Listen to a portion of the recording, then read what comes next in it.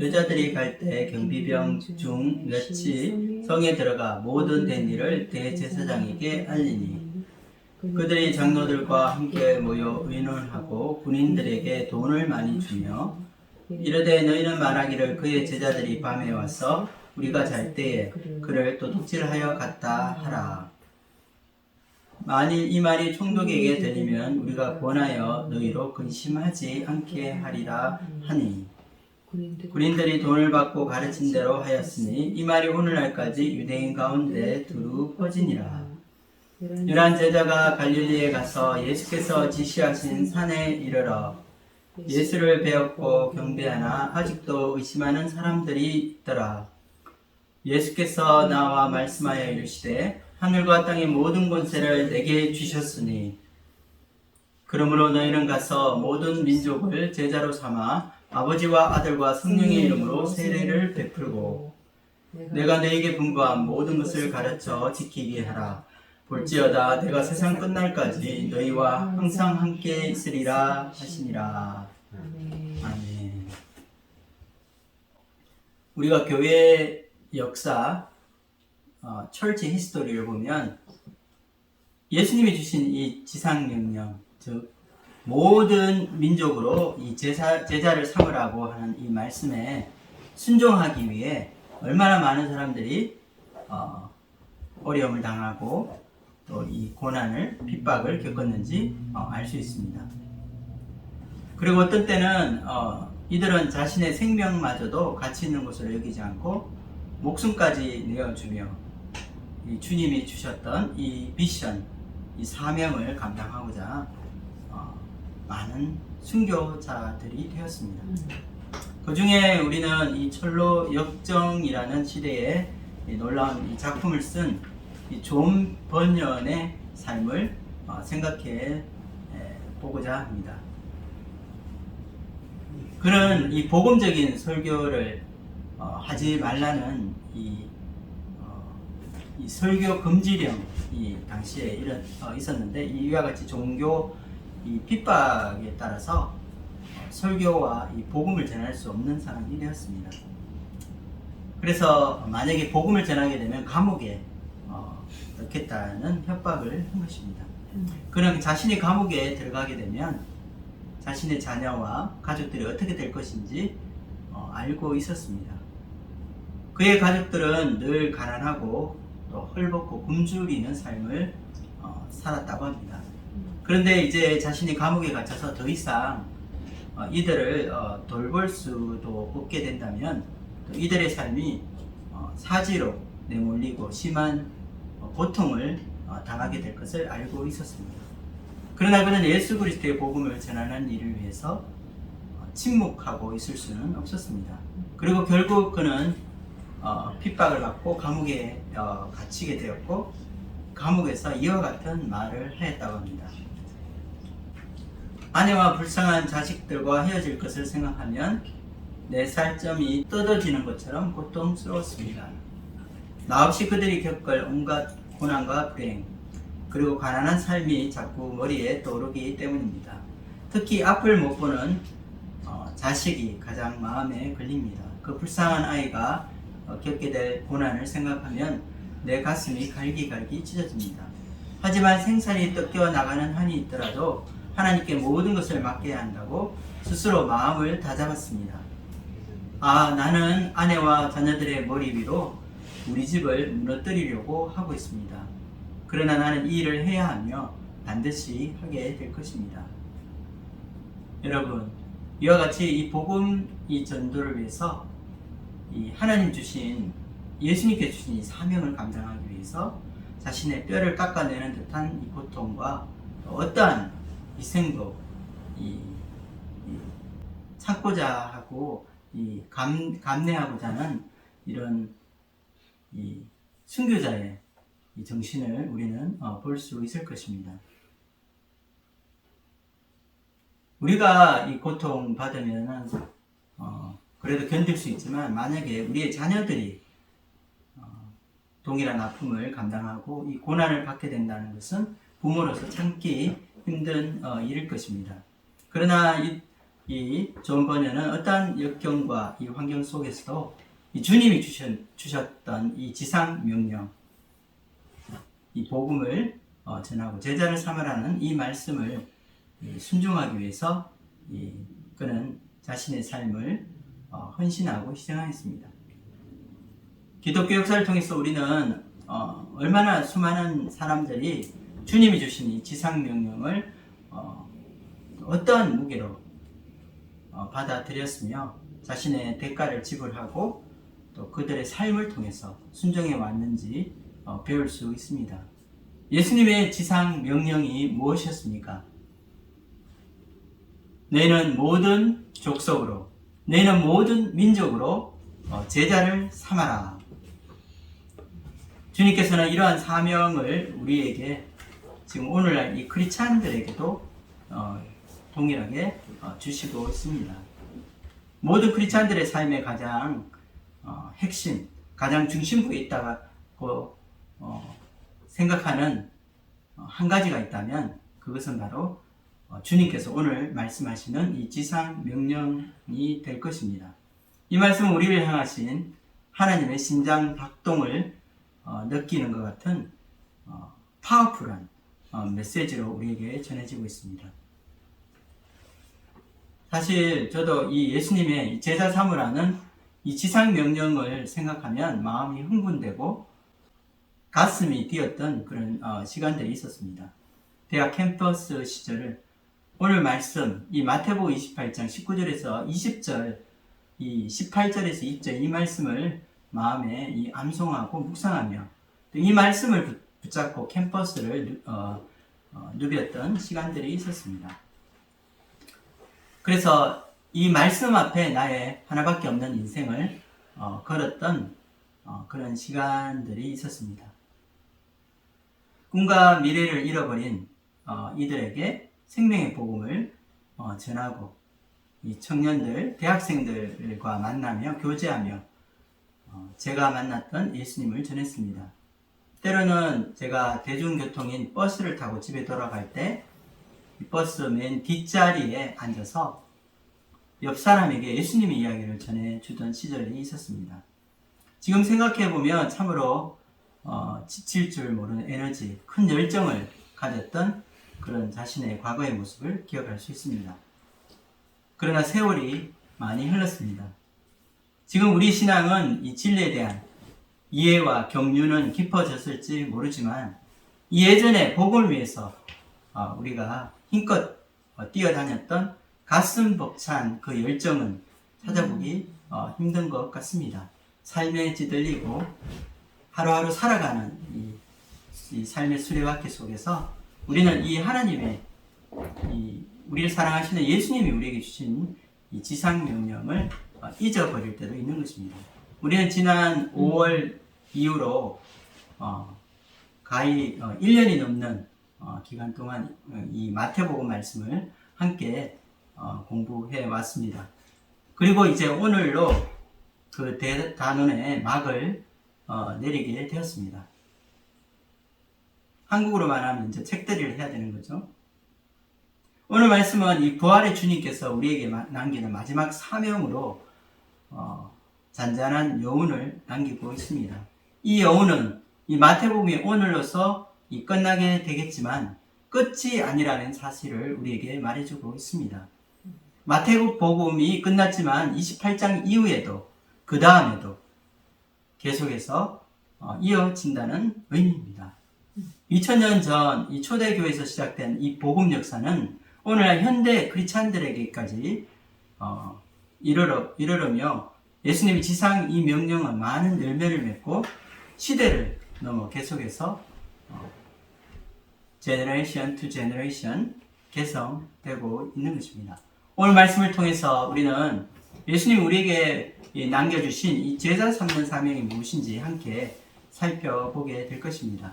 예수님이 주신 이 지상 명령이 무엇이길래 수많은 크리스찬들이 자신의 목숨마저 아까워하지 않고 주님의 명령에 순종하기 위해 자신의 삶을 드리고 또 희생하는 삶을 살았던 것인지 우리가 생각해 보기 원합니다. 그리고 우리는 이 제자를 삼으라고 하시는 이 주님의 이 명령이 21세기를 살아가는 현대 크리스찬들에게 어떤 의미가 있으며 우리는 어떻게 이 말씀을 순종해야 하는지 생각해 볼 필요가 있을 것입니다. 오래전 그 갈릴리 해변에서 제자들을 불러주시고 그들의 인생을 놀랍게 바꾸어 주시고 하나님 나라의 꿈을 꾸게 하셔서 이 복음 전파하는 삶을 살도록 하셨습니다. 지금도 이 명령은 크리스찬들의 마음에 메아리 치고 있습니다. 그리고 오늘날 우리가 살아가야 할 삶의 방향과 우리의 삶의 의미를 이 예수님께서 주신 지상 명령이 가르쳐 주고 있는 것입니다. 우리는 말씀을 통해 바로 2000년 전에 주셨던 이 말씀이 오늘 현재 나에게 주시는 하나의 부르심으로 다가오기를 원합니다.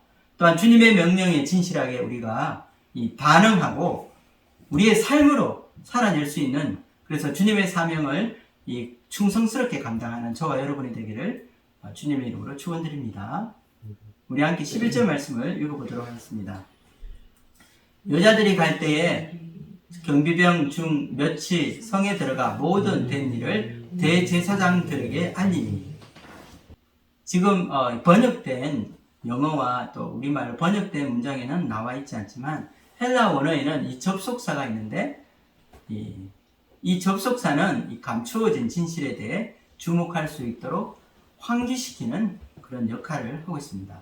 우리말로 번역하면 보라, 이 정도로 해석할 수 있습니다. 보라, 여자들이 갈 때에 경비병 중 몇이 성에 들어가 모든 일들을 대제사장들에게 알리니. 여기서 이 경비병의 의무를 다하지 못하고 결국 이 무덤을 지켜내지 못해 책임을 져야 할 이들은 대제사장들을 찾아갑니다. 그리고 이들을 통해 하나의 모종의 업무가 펼쳐지게 됩니다. 이들은 수중에 큰 돈을 받았습니다. 그리고 모든 일들을 무마해 주는 조건으로 하나의 거짓 소문을 퍼뜨리게 되었다는 그 말씀을 하고 있는 것입니다. 오늘 말씀을 듣고 있던 원독자는 이와 같은 소문이 그 당시 자신의 이 주변에 이 사람들을 통해서 상당히 많이 퍼져 있었음을 확인할 수 있었을 것입니다. 12절에서 13절 말씀을 읽어보겠습니다.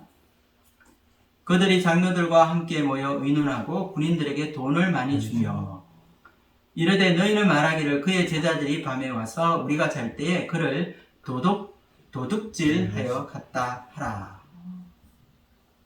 예수님이 부활했다는 이 기독교 주장에 대해서 감히 맞설 수 있는 한 대안으로 제시된 것이 제자들이 경비병이 밤에 잘 때 시체를 훔쳐갔다는 거짓말이었습니다.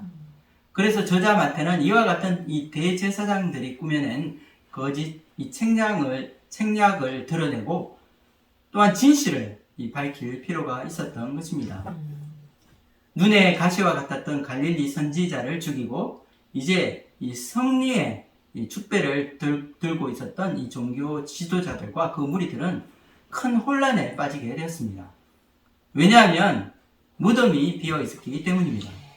이들의 추악한 이 전모가 드러나며 예루살렘의 부패의 실상이 우리에게 더 부각되게 되었습니다. 거룩한 하나님을 섬긴다고 말하면서 이들은 조금도 진실하지 않았습니다.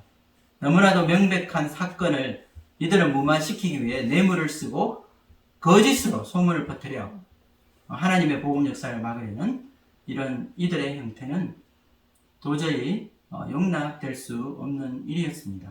사건이 이와 같이 진행되고 있는 동안 부활하신 주님께서는 제자들을 갈릴리로 부르고 있었습니다. 이제 이 복음서 말씀은 이 관심이 갈릴리에 집중되게 되었습니다. 예수님의 부활은 모든 상황을 역전시키고 있었습니다. 3년 전 12제자를 세우셨고 또 갈릴리 해변에서 시작되었던 예수님의 복음 사역이 마치 실패한 것처럼 보였습니다. 하지만 이제 모든 것이 한순간에 뒤바뀌게 되었습니다. 배신과 혼란, 죽음과 이별, 그래서 이제 모든 것이 끝장났다고 생각했을 이 제자들의 마음속에 예수님께서는 이 부활의 능력으로 나타나신 것입니다. 상처가 치료되기 시작하였습니다. 이들의 마음에 이전보다 더 큰 빛이 임하게 된 것입니다. 저는 예수님을 따라다니며 꿈꿨던 이스라엘의 회복과 이 독립보다 더 큰 하나님 나라의 영광을 그들은 맛보게 된 것입니다. 주님을 배신했던 제자들이 다시 갈릴리로 모여들게 되었습니다. 이들은 예수님의 발 앞에 엎드려 부활하신 이 영광스러운 주님을 경배하고 있습니다. 16절에 17절 말씀 읽겠습니다. 11 제자가 갈릴리에 가서 예수께서 지시하신 산에 이르러 예수를 배웠고 경배하나 아직도 의심하는 사람들이 있더라. 이들은 예수님 앞에 엎드려 경배하였습니다. 그러나 여기에 이 말씀에 보면 아직도 의심하는 사람들이 있더라는 말을 쓰고 있습니다. 여기서 의심이라는 것은 두 마음을 품다 혹은 주저하다라는 뜻이 내포되어 있습니다. 이들은 부활의 주님을 만났고 그들의 손으로 만질 수 있었습니다. 주님의 얼굴을 배웠고 또 함께 대화도 나누었지만 그들은 믿을 수 없었습니다. 예수님이 비참하게 십자가에 죽으셨는데 지금 내가 보고 있는 이분은 도대체 누구란 말인가? 하지만 십자가와 죽음이라는 엄청난 이 광풍이 지나가고 기적의 역사를 이 두 눈으로 목격한 제자들에게 지금 의심하고 혼란스러워하는 마음은 우리가 이해할 수 있을 것 같습니다. 부활은 이처럼 우리가 눈으로 보고도 믿기 힘든 일이기 때문입니다. 그래서 예수님께서는 보지 않고도 믿는 자가 복이 있다고 말씀하셨습니다. 우리가 지금 보지 않고도 부활의 주님을 믿고 또한 부활의 주님을 경배하는 이 우리의 신앙은 어쩌면 주님 보시기에 위대한 신앙이라 할 수 있을 것입니다. 예수님이 다시 부활하셨다는 사실은 하나님의 영광이 이들에게 임하였고 이제 예수님께서 만왕의 왕으로 등극하신다는 것을 의미한다고 생각해 볼 수 있습니다. 예수님은 이제 모든 이들의 경배의 대상이 되신 것입니다. 부활하신 예수님의 모습은 너무나 영광스러운 모습이었습니다. 예수님이 죽은 자 가운데 다시 부활하셨다는 이 사실은 사실 우리 이성적인 우리의 논리, 우리의 사고 체계를 무너뜨리기 충분한 것이라 생각됩니다. 또한 부활은 우리가 생각하는 것보다 더 깊은 의미를 담고 있습니다. 즉 예수님께서 이 부활하심으로 영원한 왕으로 우리 가운데 등극하셨을 뿐만 아니라 예수님이 첫 열매가 되심으로 새로운 인류의 탄생을 우리에게 보여주시는 것입니다. 부활한 몸을 덧입은 영광스러운 새로운 인류를 우리에게 보여주시며 예수님을 믿는 모든 자들이 예수님의 이 부활한 몸과 같이 영광스러운 몸으로 부활하게 될 것이기 때문입니다. 예수님의 부활은 우리가 지금까지 보아온 그런 인간의 몸에서 볼 수 있는 변화의 역사가 아닙니다. 부활은 죽음도 극복하고 영생을 우리에게 영원한 생명을 우리에게 주는 새로운 이 몸이 되는 것입니다. 첫 열매 대신 예수님을 붙들고 그분을 믿는 모든 사람들은 예수님처럼 부활의 영광을 잊게 될 것입니다. 부활은 영원한 생명을 우리에게 보여주고 있습니다. 썩지도 않고 또한 죽지도 않고 영원히 우리와 함께 하시는 부활의 주님을 통해서 우리는 이 미래의 하나님 나라에서 우리가 드리게 될 그 하나님의 영광을 우리는 생각해 볼 수 있습니다. 예수님이 버렸던 이 제자들이 함께 다시 모이게 되었지만 이 깨어진 그릇을 완전히 봉합하고 온전하게 다시 회복시키기 위해서는 이들에게 더 큰 구심점, 사명이 필요했던 것입니다. 예수님께서는 제자들에게 새로운 사명을 주시기 전 자신이 바로 하늘과 땅의 모든 권세를 가지셨다고 선포하십니다.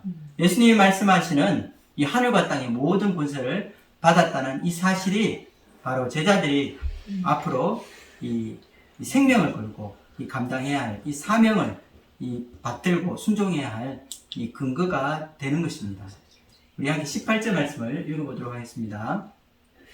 예수께서 나와 말씀하여 이르시되 하늘과 땅의 모든 권세를 내게 주셨으니, 여기 오토리티, 이 권세라는 것은 바로 온 우주뿐 아니라 이 창조 세계 안에 존재하는 모든 그 통치권과 주권을 말합니다.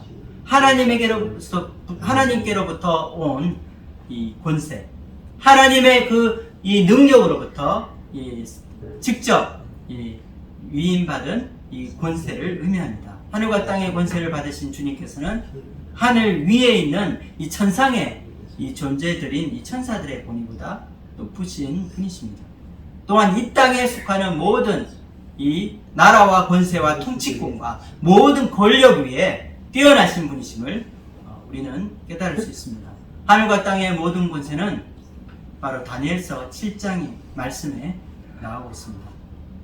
바로 구름을 타신 이가 이와 같이 하늘과 땅의 모든 권세를 받게 된다는 이 예언의 말씀입니다. 우리 함께 다니엘서 7장 14절 말씀을 읽도록 하겠습니다. 그에게 권세와 영광과 나라를 주고 모든 백성과 나라들과 다른 언어를 말하는 모든 자들이 그를 섬기게 하였으니 그의 권세는 소멸되지 아니하는 영원한 권세요 그의 나라는 멸망하지 아니할 것이니라. 이 다니엘서 예언서의 말씀처럼 그에게, 바로 이 구름을 타고 이 내려오시는 이 그분에게 권세와 이 영광과 나라를 주어지게 된다는 것입니다. 이 다니엘서 말씀이 오늘 이 예수님이 하늘과 땅의 이 모든 권세를 가지셨다는 말씀과 문맥상 상통하고 있는 것을 볼 수 있습니다. 이것은 결코 멸망하지 않을 영원한 권세이며 단지 한 나라나 한 작은 영토만을 말하는 것이 아닙니다. 이것은 우주적인 이 권세, 변하지 않는 그리고 절대적인 이 권력, 이 땅의 모든 통치 이 영역을 총괄하는 우주적인 이 권세를 의미합니다. 이와 같이 하늘과 땅의 모든 권세를 가지신 주님께서 우리에게 주시는 명령이 있습니다. 이것은 이 땅에서 우리가 순종해야 할 가장 크고 가장 위대한 사명이 되어야 할 것입니다. 우리 함께 19절 말씀을 큰 소리로 읽어보겠습니다. 그러므로 너희는 가서 모든 민족을 제자로 삼아 아버지와 아들과 성령의 이름으로 세례를 베풀고. 우리는 오늘 예수님 주신 이 제자로 삼으라는 이 지상 명령을 함께 살펴보면서 이 제자를 삼는다는 것이 무엇인지 그 의미를 생각해 보고자 합니다. 오늘 말씀 이 19절에서 20절 이 말씀에서 번역에는 여러 동사가 나오는 것처럼 보이지만 헬라 원어에는 딱 한 가지 동사만이 나오고 있습니다. 그리고 이 나머지는 분사 형태로 나오고 있는 것입니다. 오늘 말씀에 나오는 한 가지 이 동사는 제자로 삼는다라는 본동사입니다. 제자로 삼다라는 동사를 수식하는 많은 분사 구문들이 있습니다. 이것들은 제자를 삼는다는 것이 과연 무엇인지 우리에게 구체적으로 가르쳐 주고 있는 것입니다. 먼저 예수님의 지상 명령에서 가장 먼저 말씀하고 있는 것은 가라는 것입니다. 제자를 삼기 위해서 우리는 가야 한다는 것입니다. 간다는 것은 우리의 수동적이고 타성에 젖어 있는 마음을 일깨워 흔들어 주고 있습니다. 그리고 적극적이고 능동적으로 이 복음 사역에 동참할 것을 권면하고 있는 것입니다. 주님께서는 가라고 말씀하십니다. 잃어버린 자들에 대한 긍휼의 마음을 품고 가난한 자들과 그리고 소외된 자들과 헐벗은 자들에게 다가가라는 것입니다. 우리의 삶을 편안하게 느끼게 해줄 이 삶의 안전지대를 뛰어넘으라는 말씀입니다. 그리고 우리의 인간적인 한계, 우리의 경계선을 넘어 믿음으로 나아가라는 뜻입니다. 제자 삼기 위해서 남들이 가지 않는 바로 그곳으로 우리는 믿음으로 가야 하는 것입니다. 두 번째, 이 제자 삼기 위해서 우리가 살펴보아야 할 구체적인 이 행위는 세례를 베푸는 것입니다. 가서 모든 민족으로 세례를 베풀고, 여기서 이 세례는 우리가 잘 아는 이 교회 안에서 이 눈으로 보이는 의식이나 이 세례 행사만을 의미하지 않습니다. 이것은 보이지 않는 우리 마음의 변화, 우리 마음의 결단을 나타내고 있습니다. 내가 알고 있는 삶의 이 방식을 벗어던지고 예수님께서 말씀하신 삶의 방식을 받아들이고자 이 과감하게 우리 마음으로 결단하는 것입니다. 눈에 보이고 만질 수 있는 이성의 세계가 아니라 보이지 않는 이 믿음의 세계로 한 발짝 우리가 들여놓고 새로운 모험을 시작해야 하는 것입니다. 이와 같이 세례는 교회 구성원으로 공동체의 멤버가 되는 것 이상의 의미를 가집니다. 그것은 보이지 않는 영적인 세계에 예수님의 이 몸으로서 우주적인 이 교회 공동체의 하나의 일원이 되는 것입니다. 바로 세례받는다는 것은 구원받았다는 뜻입니다. 세례를 받는다는 것은 예수님의 이름으로 새 생명을 얻고 새로운 피조물이 되었다는 것입니다. 거듭났다는 그런 말씀인 것입니다. 세 번째로 이 제자 삼기 위해서 중요한 마지막 행위는 가르치라는 것입니다.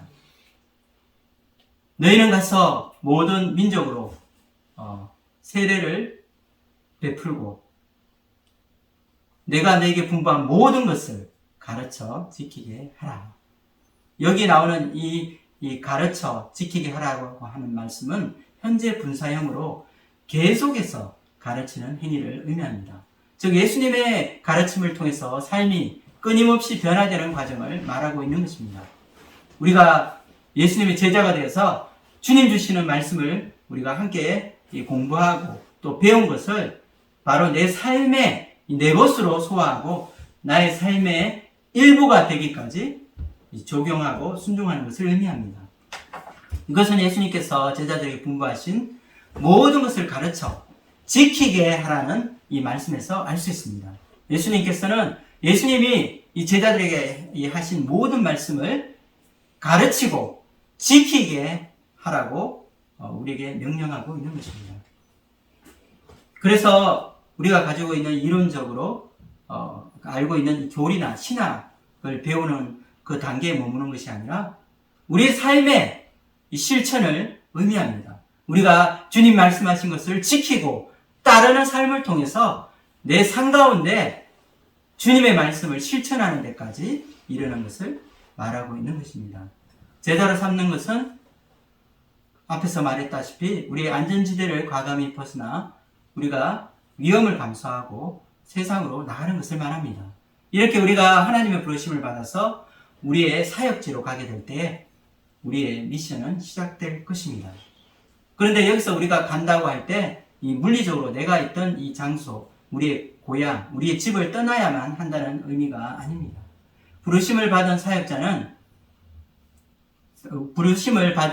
우리의 사역지는 우리의 일터가 될 수도 있는 것입니다. 내가 매일 근무하는 회사, 내가 일하고 있는 개인 비즈니스, 사업 현장이 바로 사역지가 될 수 있다는 것입니다. 우리의 일터에서 우리는 많은 사람을 만나게 될 것입니다. 이와 같이 우리가 예수님을 알지 못하는 이 세상 사람들을 만나는 장소, 바로 그 자리가 우리가 가야 하는 이 사역지가 되는 것입니다. 가서 우리는 세례를 베풀어야 합니다. 한 사람의 영혼을 소중하게 여기고 그 한 사람의 영혼을 위해서 기도하고 한 사람의 영혼이 이 변화되기 위해 우리가 희생하고 헌신하고 그런 믿음의 삶을 살아야 하는 것입니다. 이렇게 할 때 이 한 사람의 영혼이 완전히 새로운 삶으로 바뀌는 이 과정이 세례라는 의식으로 표현되고 있습니다. 한 사람에게 복음을 전하고 그가 이전과는 다른 완전히 새로운 삶을 살도록 우리가 돕는 것입니다. 거듭나 하나님의 자녀가 되는 영적인 놀라운 변화를 의미합니다. 그리고 마지막으로 예수님의 이 제자로 삼는다는 것은 예수님이 우리에게 분부하신 그 모든 말씀에 순종하는 삶을 살도록 돕는 것을 말합니다. 우리 함께 20절을 읽어보겠습니다. 내가 너에게 분부한 모든 것을 가르쳐 지키게 하라. 볼지어다 내가 세상 끝날까지 너희와 항상 함께 있으리라 하시니라. 예수님이 여러분에게 가르쳐 주신 말씀은 무엇입니까? 예수님이 우리에게 분부하신 이 모든 것을 가르쳐 지키게 하라고 하셨는데, 예수님이 우리에게 이 분부하신 모든 것은 무엇일까요? 예수님이 우리에게 주신 이 계명, 모든 계명은 사랑하라는 말씀으로 요약이 될 것입니다. 주님의 명령에 순종하는 새로운 삶의 방식, 즉 새로운 이 가치관의 변화를 의미합니다. 바로 우리 삶이 사랑하는 삶에 포커스를 두는 것입니다. 지금까지 우리가 이기적인 동기로 바로 나의 행복, 나의 만족만을 위해 살았다면 이제는 다른 사람을 섬기고 사랑하기 위해 살아야 한다는 것입니다. 우리가 주님이 원하시는 이 사역질, 우리의 일터나 또 세상으로 나아가서 우리가 사명을 가지고 이 복음을 전할 때에 우리는 이와 같이 한 사람의 삶을 변화시킬 수 있을 것입니다. 세례를 통해서 이 새로운 제자의 삶으로 입문이 이루어질 것입니다. 세례를 받음으로 예수 그리스도를 부활의 주님으로 마음에 모실 수 있게 될 것입니다. 삶의 모든 여정 가운데 주님께서 가르쳐 주신 그 모든 지혜, 말씀, 이 가르침, 이 교훈을 배우고 순종하도록 돕는 일을 해야 하는 것입니다. 예수님의 분부하신 그 모든 말씀을 지킨다는 것은 바로 예수님을 자신의 인생의 주인으로 삼도록 돕는 것을 말합니다. 지금까지 우리는 이 제자를 삼는다, 예수님의 제자가 된다는 그 뜻이 무엇인지 함께 예수님 주신 지상 명령을 통해서 살펴보았습니다. 이 모든 것을 통해 제자를 삼는 일이 가능하게 되는 것은 바로 주님께서 세상 끝날까지 우리와 항상 함께 하시기 때문입니다. 예수님은 2000년 전에 십자가에 죽으시고 부활하신 예수님은 임마누엘의 하나님이십니다. 그 말은 예수님이 지금도 여러분의 삶 가운데 함께 하신다는 것입니다. 예수님은 지금도 우리를 위해 기도하시고 또 우리의 삶과 함께 동행하고 계시는 것입니다. 하늘과 땅의 모든 권세를 가지신 주님이 항상 우리와 함께 하시고 우리를 돕고 있기 때문입니다. 우리와 함께 하시고 우리의 길을 인도하시는 주님이 계시기 때문에 우리는 제자의 삶이 가능하게 되는 것입니다. 어떠한 이 상황 가운데서도 주님께서는 내가 너희를 떠나지 아니하리라, 내가 너희를 버리지 아니하리라 약속하셨습니다. 우리가 주님 맡기신 사명을 감당하고 믿음으로 살아갈 때에 우리와 임마누엘 하시는 주님을 만나고 우리는 매일 이 주님과 동행하는 축복의 삶을 살게 될 것입니다. 예수님의 제자된 우리들이 설령 부족하고 또 허물이 많을지라도 주님께서 함께 하시겠다는 그 약속은 결코 변함이 없을 것입니다. 함께 하시겠다는 주님의 약속은 우리의 삶을 세상 끝날 때까지, 그리고 우리의 삶이 끝나는 그날까지 우리를 보호하시고 또 우리를 인도하시고 마지막까지 우리의 사명을 완성하는 이 마지막까지 주님께서 함께 하실 것입니다.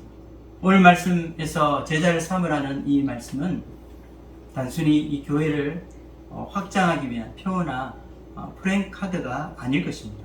단지 교회 성장이라는 목적을 위해서 제자 양성이 필요한 것이 아니라는 것입니다. 제자가 된다는 것은 오늘 말씀 우리가 함께 살펴본 것 같이 이것보다 훨씬 더 큰 의미를 우리에게 보여주고 있습니다. 예수님의 제자가 된다는 것은 우리의 모든 가치관이 바뀌는 것입니다. 우리의 모든 가치관이 철저히 그리고 영원히 바뀌는 것을 말합니다. 다시 되돌릴 수 없는 완전한 변화를 의미합니다. 제자가 된다는 것은 우리의 내면을 본질적으로 바꾸는 삶을 사는 것입니다. 이것을 위해 우리가 해야 할 일이 있습니다. 주님의 사명을 감당하기 위해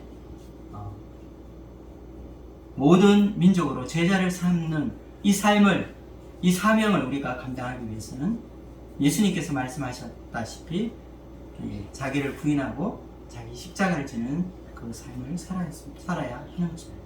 예수님 본받아 철저히 자신이 죽고 또 내 안에 자아가 깨어지고 또 내가 죽는 것을 우리는 경험해야 할 것입니다. 우리의 옛사람이 죽고 새사람이 지어져 가는 것을 말합니다. 우리의 악한 본성이, 우리의 욕심이, 우리의 이기심이 예수님의 십자가와 함께 죽고 다시 새 생명으로 사는 것입니다. 부활이 우리에게 강력하게 전하는 메시지가 바로 이것입니다. 우리가 죽으면 다시 산다는 것입니다.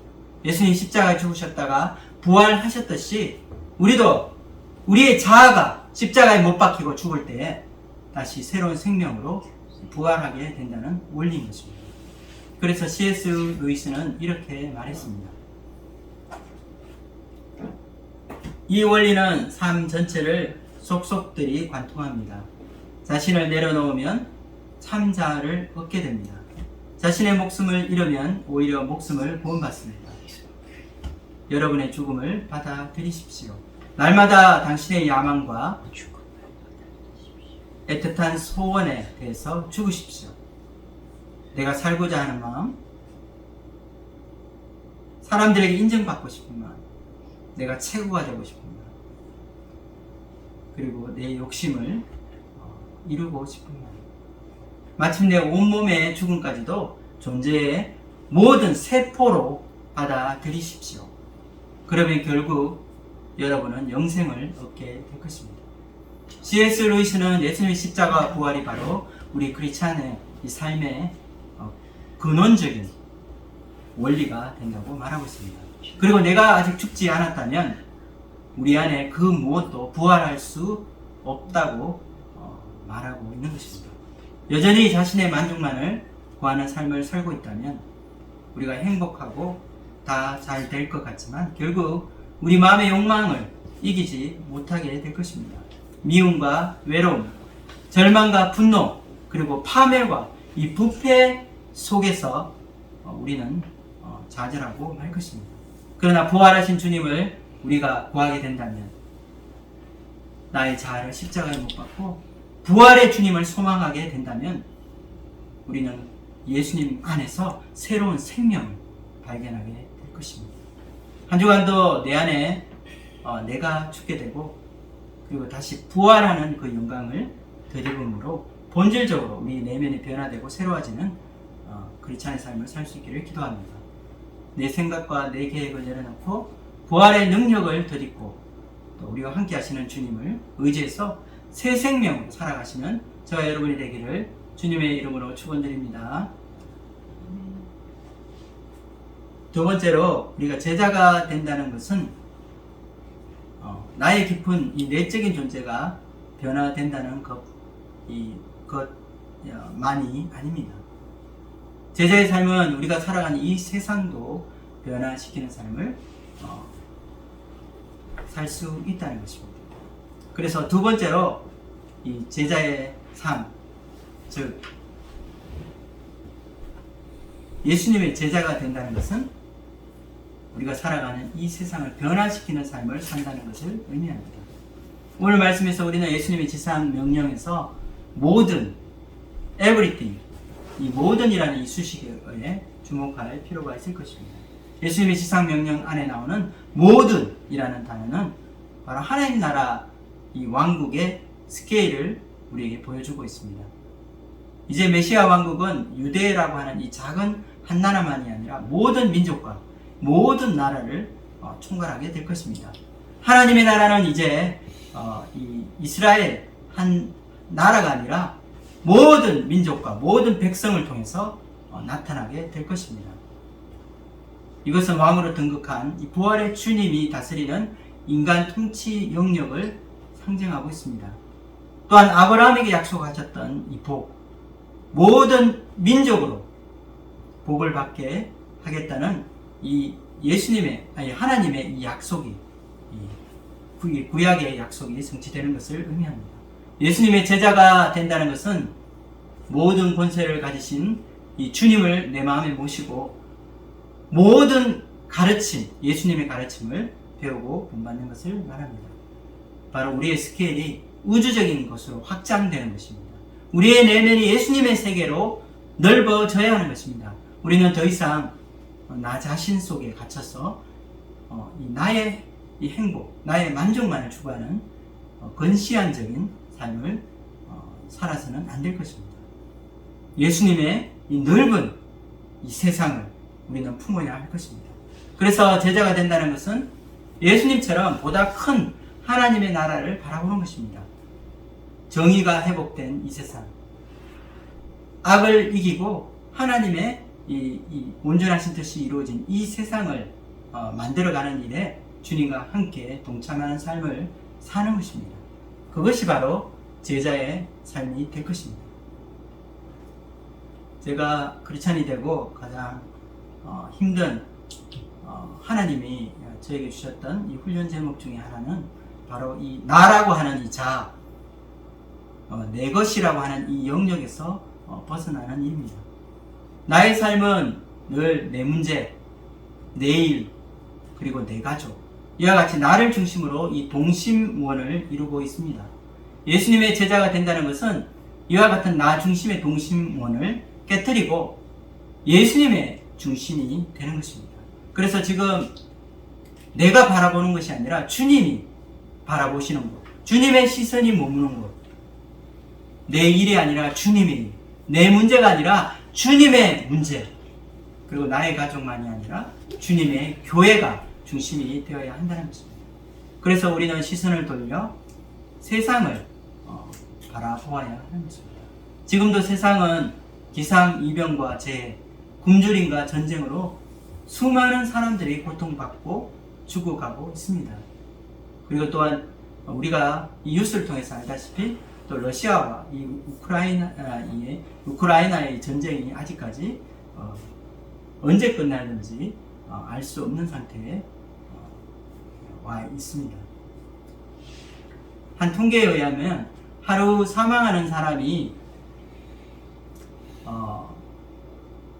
12만 명이 넘는다고 합니다. 이 지구상에 하루 사망하는 사람이. 그런데 그 중에 먹지 못해서 굶주림으로 사망하는 사람이 2만 명이 넘는다고 합니다. 또한 올해 2022년 6월 26일 날짜로 지금까지 이 어보션, 이 낙태로 사망한 태아는 2천만 명이 넘는다고 합니다. 아직 올해 끝나지도 않았죠. 벌써 2천만 명의 아이가 죽었다는 것입니다. 열악한 환경이나 오염된 식수원으로 사망한 사람이 40만 명이 넘습니다. 현재 우리 이 지구상의 인구는 79억 5천만 명쯤 되는데, 이 중에서 영양실조를 겪고 있는 인구는 8억 7천만 명이 넘는다고 합니다. 이것은 이 전 세계 인구 대비로 10명당 1명 이상이 지금도 기아와 굶주림으로 고통받고 죽어가고 있다는 사실입니다.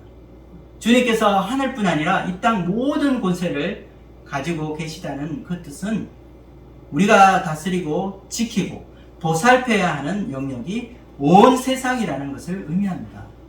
그리고 우리는 예수님의 모든 가르침을 지키고 삶 가운데 주님의 사랑을 실천해야 하는데, 이것이 바로 이 예수님의 제자의 삶을 사는 것임을 알 수 있습니다. 그래서 오늘 하루 내가 예수님의 제자가 된다는 것은 바로 나의 문제에서 벗어나 바로 우리 옆에 있는 이웃이 겪고 있는 고통에 관심을 가지고, 또 나의 문제가 아니라 이웃의 문제를 해결하기 위해 노력하는 삶을 사는 것입니다. 톰 라이트는 부활이 우리 삶에 주는 의미에 대해서 이런 말을 하였습니다. 부활이 주는 메시지는 이 세상이 중요하다는 것입니다. 치유와 정의와 사랑이 이겼다는 소식입니다. 그리고 현실의 불의와 고통에 지금 당장 우리가 반응해야 한다는 것입니다. 부활절은 불의와 폭력과 치욕이 만연한 이 세상에서 하나님이 그런 것들을 결코 기뻐하지 않으신다는 것을 보여줍니다.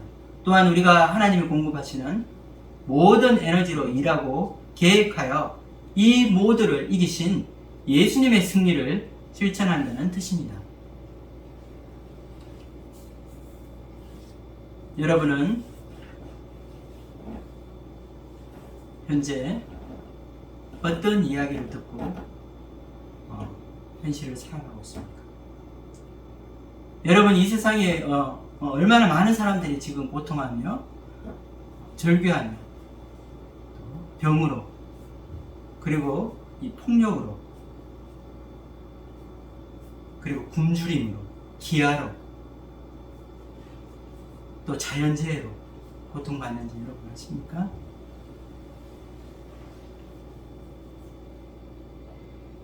톰 나이트는 우리가 현실을 무시하고 또 우리 삶을 사는 것이 바로 부활을 우리가 믿고 있는 삶이라고 말하고 있지 않습니다.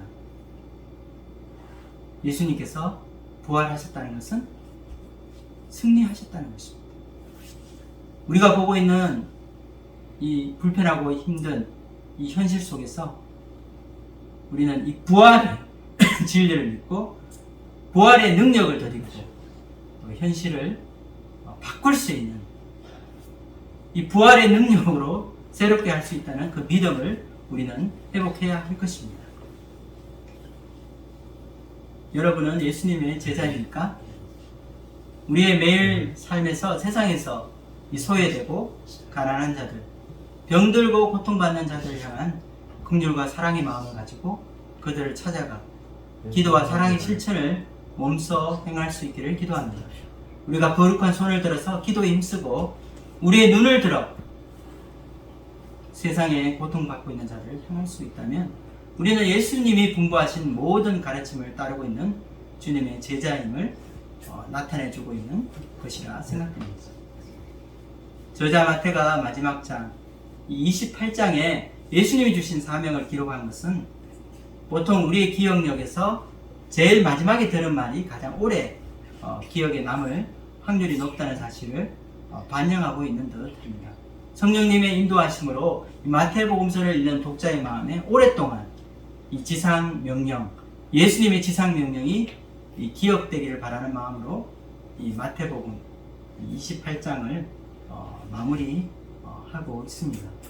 마태복음서를 오늘 마치면서 우리는 한 주간 주님이 우리에게 주신 이 지상 명령, 모든 민족으로 제자를 삼으라고 하시는 이 말씀이 우리의 마음에 새겨지기를 소망합니다.